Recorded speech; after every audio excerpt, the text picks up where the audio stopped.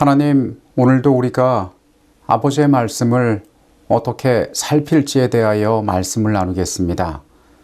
우리 가운데 함께 하셔서 지혜를 허락하시고 하나님을 더 잘 깨달을 수 있도록 우리의 모습을 거룩한 것들 앞에 잘 점검할 수 있도록 이 시간 우리에게 지혜를 허락하여 주시옵소서. 예수 그리스도 이름으로 기도합니다. 아멘. 우리는 이번 주 어떻게 하면 하나님의 말씀을 우리가 잘 연구할 수 있을지에 대하여 살펴보고 있습니다. 하나님의 말씀을 연구하기 위해서 우리가 구별해야 할 것들이 있습니다. 그리고 이 말씀을 살피는 데 있어서 어디부터 살필지, 어떻게 살필지 우리는 말씀 가운데에서 진리를 얻기 위하여 여러 가지 방법들을 동원하고 있습니다. 하나님의 말씀인 성경은 66권으로 이루어져 있기 때문에 이 큰 범위 가운데 우리가 어떠한 부분을 읽을까 정하는 것도 우리에게는 중요한 일입니다. 한 장을 읽을지 아니면은 특별한 한 주제를 읽을지 아니면은 어느 단어에 대하여 깊이 탐구할지 우리는 범위를 정하는 데에도 다양한 방법을 동원할 수 있습니다. 그리고 또 우리가 말씀을 연구할 때에 여러 가지 도구를 사용할 수 있음을 기억할 필요가 있습니다. 성경을 연구하는 것을 돕기 위하여 여러 가지 도구들이 우리 주변에는 있습니다. 성경 용어 사전 그리고 성경 사전을 우리가 활용하여 말씀을 읽는 데 참고할 수 있습니다. 그리고 더 깊은 이해를 얻기 위하여 우리는 예언의 신의 말씀들을 읽을 수도 있고 그리고 또한 성경 주석도 우리는 참고할 수가 있을 것입니다. 이 모든 것들은 성경의 배경이나 단어에 대한 이해나 거기에 대한 폭넓은 지식을 제공함으로써 우리가 하나님의 말씀을 더 잘 이해하는 데 도움을 주는 도구들입니다. 우리는 또한 이러한 성경 연구를 어떻게 진행할지에 대하여도 여러 가지 방법들을 가져올 수 있습니다. 홀로 자연 속에서 산책하며 하나님께서 내게 하시는 말씀에 귀를 기울여 보는 성경 연구의 방법도 있을 것이고 골방에서 은밀한 가운데 나만의 시간과 나만의 방법대로 조용히 말씀을 살피는 것도 좋은 일이 될 것입니다. 또한 내가 혼자 하는 것보다 다른 사람들과 함께 말씀을 나누면서 내 삶에 더 나은 진리를 찾는 작은 성경 공부 모임을 만드는 것도 우리에게는 말씀을 살피는 지혜로운 일이 될 수 있습니다. 우리는 이 세상을 살아가면서 새로운 경험을 하고 새로운 시도들을 통하여 사람과의 관계들을 만들어가고 더 나은 삶을 추구합니다. 하나님의 말씀을 살피는 것도 마찬가지입니다. 이 말씀들 가운데 진리를 발견하기 위하여 우리는 우리가 동원할 수 있는 모든 방법들을 동원하여서 하나님과의 만남을 위하여 애쓰는 자들이 되어야 합니다. 언제나 하나님의 말씀은 우리에게 새로운 것들을 가르쳐 줍니다. 우리에게 있어서 이 말씀을 살피는 시간을 더 활력 있고 의미 있게 만드는 노력들은 아무리 강조해도 지나치지 않을 것입니다. 그런데 이러한 하나님의 말씀을 나누는 것들 가운데 가장 유익한 한 가지의 방법이 있으니 그것은 내가 발견한 이 진리를 다른 사람들과 함께 나누는 것입니다. 오늘의 주제는 이중 축복입니다. 프로테제 효과라는 말이 있습니다.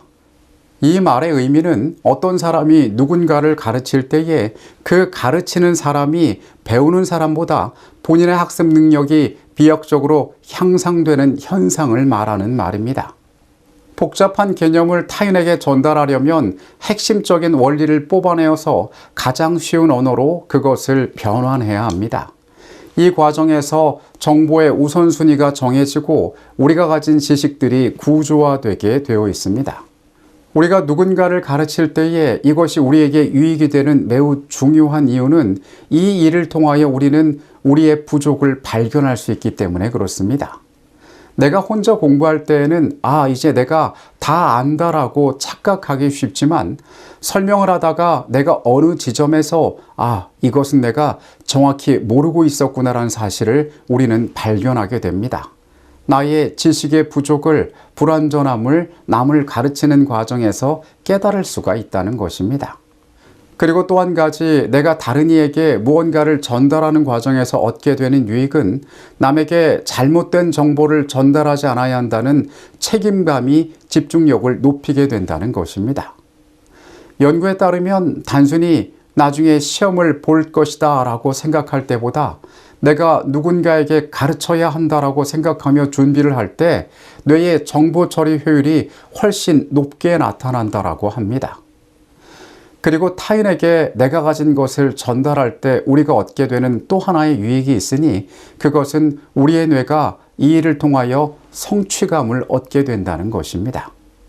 다른 사람이 내가 설명하는 것들을 이해했을 때, 내가 말하는 것을 받아들였을 때에 우리의 뇌는 거기에 대한 보상으로 도파민을 분비하게 된다는 것입니다.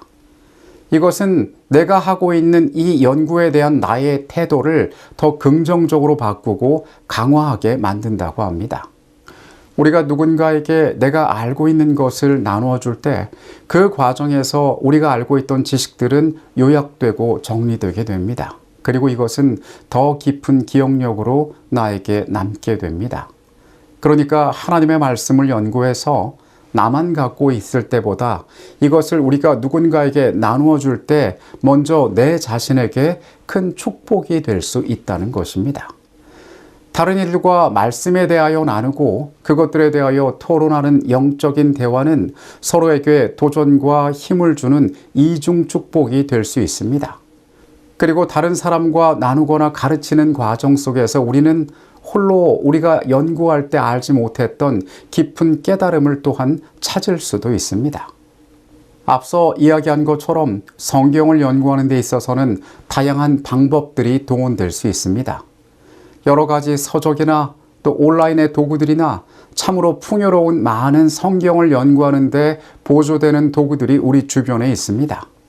그런데 이 깨달은 말씀을 우리의 삶 가운데 가장 깊이 새기는 가장 좋은 방법은 그것을 이웃과 나누는 것이란 사실을 우리는 기억할 필요가 있습니다. 그리고 우리는 이 과정을 통하여 또 하나의 중요한 축복을 경험하게 되니 그것은 하나님께서 우리를 통하여 당신의 말씀의 진리를 다른 이들에게도 나눠주신다는 것입니다. 어쩌면 이것은 이 땅에 살아가는 하나님의 백성들이 경험할 수 있는 가장 큰 축복과 기쁨이 될 수 있을 것입니다. 이사야 50장 4절의 말씀입니다. 주 여호와께서 학자들의 혀를 내게 주사 나로 곤고한 자를 말로 어떻게 도와줄 줄을 알게 하시고 아침마다 깨우치시되 나의 귀를 깨우치사 학자들같이 알아듣게 하시도다. 이 이사야 50장의 말씀은 하나님께서 아침마다 말씀으로 나를 어떻게 깨우셔서 곤고한 자를 어떻게 도울지 알게 하신다라고 이야기하고 있습니다. 우리가 말씀을 통하여 얻게 되는 것은 우리에게만 주어진 은혜가 아니라 나눌 때 타인에게도 큰 축복이 될 수 있다는 것입니다. 개인적인 성경 연구 시간은 우리를 강하게 만듭니다. 우리의 관계를 하나님과 친밀하게 하고 우리가 누구인지 말씀 가운데 발견하게 합니다. 그런데 이것은 우리가 하루 동안 우리와 만나는 다른 사람들에게도 축복과 격려가 될 수 있음을 우리는 기억할 필요가 있습니다. 내가 말씀을 살피는 일이 내 주변과 이웃에게도 축복이 될 수 있다는 것입니다. 빌립보서 3장의 말씀은 목표를 향하여 꾸준히 경주하는 것을 우리의 영적인 삶으로 이야기하고 있습니다. 하나님께서 우리의 여정이 지치지 않도록 늘 함께 하시고 우리를 격려해 주실 것을 구하게 되시기 바랍니다. 삶의 분주함 가운데 우리는 잠시 낙심할 수도 있습니다. 그리고 우리의 우선순위가 밀려서 때로 거룩한 것에 소홀히 될 수도 있습니다. 그러나 우리가 영혼에게 위로를 전할 수 있다는 것을 알고 내가 가진 진리가 타인도 행복하게 한다는 사실을 깨달을 때에 우리는 말씀을 깊이 살피는 일에 더욱더 집중할 수 있을 것입니다. 하나님 안에 거하고 그분의 말씀 안에 거하기 위해 우리가 날마다 헌신할 때에 우리의 삶은 변화될 것이고 그것이 이웃들에게도 축복이 될 것입니다. 오늘 여러분께서는 어떠한 기대를 가지고 하나님의 말씀을 열고 계십니까? 우리가 여는 말씀을 최선의 방법을 동원하여 지혜롭게 깊이 연구하게 되시기 바랍니다. 그리고 그것을 내 마음 가운데 더 깊이 새기기 위하여 우리가 가진 진리가 타인에게 축복이 되게 하기 위하여 이웃과 나눔으로 이중의 축복을 누리게 되시기를 바라겠습니다. 어린아이와 같이 온순하고 순종하는 마음이 배우는 자의 진정한 정신임을 잊어서는 안 된다. 성경의 어려운 문제들은 철학적인 문제들을 이해하기 위하여 사용하는 것과 동일한 방법으로 결코 해결될 수 없다. 우리는 과학의 분야에서 많은 사람들이 간직하는 것과 동일한 자부심을 가지고 성경을 연구해서는 안 된다. 오히려 우리는 하나님을 경건하게 의지하고 하나님의 뜻을 알고자 하는 진정한 소원을 가지고 연구해야 한다. 우리가 살피는 말씀은 하나님께서 우리에게 허락하신 진리의 말씀입니다.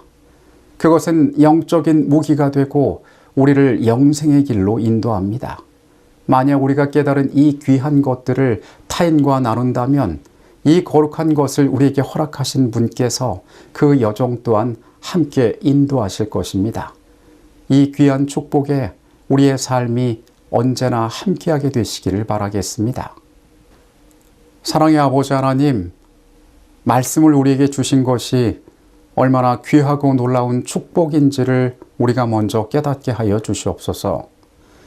우리가 이 땅을 살아가고 문제를 헤쳐나가는 것처럼 주의 말씀을 깊이 깨닫기 위하여 우리의 지혜를 다하게 하여 주시옵소서. 그리고 우리가 얻게 된 그 귀한 말씀의 유익들을 타인과 함께 나눔으로 이중의 축복을 얻는 자들 되게 하여 주시옵소서. 우리의 삶의 모든 순간들에 함께 하시는 아버지 하나님, 우리의 거룩한 여정에도 주께서 인도자가 되어 주시옵소서. 예수 그리스도 이름으로 기도합니다. 아멘.